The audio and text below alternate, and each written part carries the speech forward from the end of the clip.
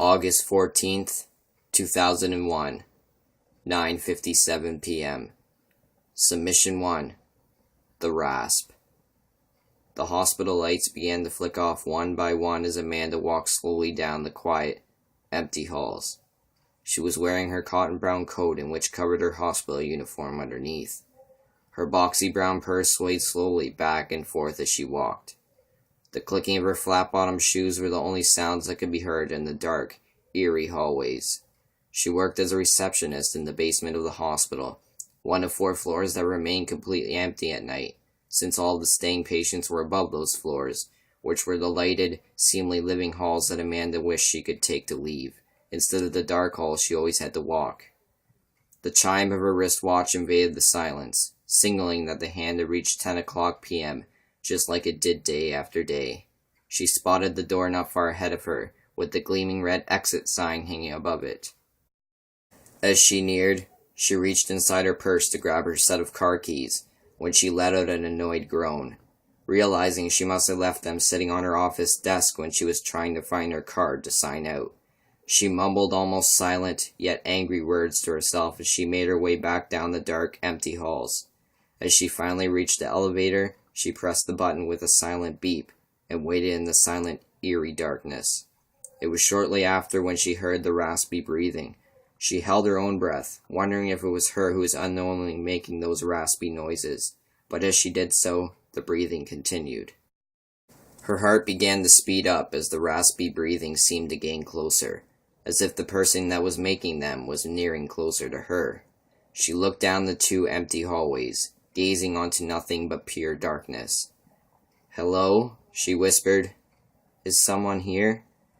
There was no answer, but the heavy breathing gained closer, as if someone was gasping right beside her. Next, she heard the elevator open. She ran inside and quickly closed the doors.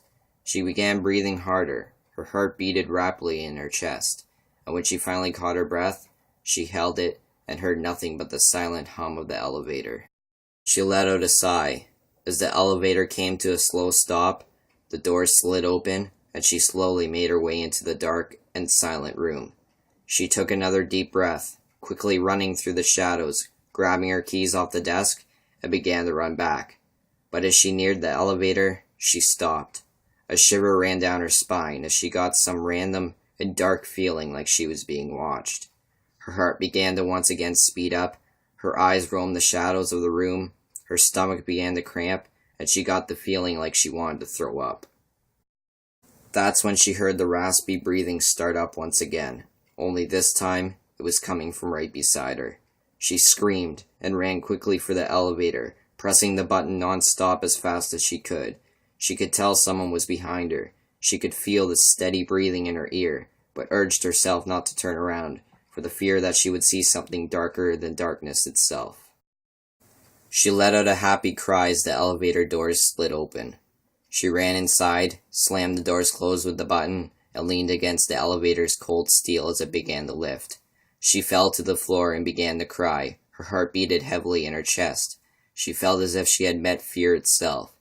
As she slid her hands from her face, she saw a drop of red liquid fall in front of her and splatter onto the floor. Reacting quickly, she looked up onto the elevator ceiling and saw the woman sitting on it, like a spider.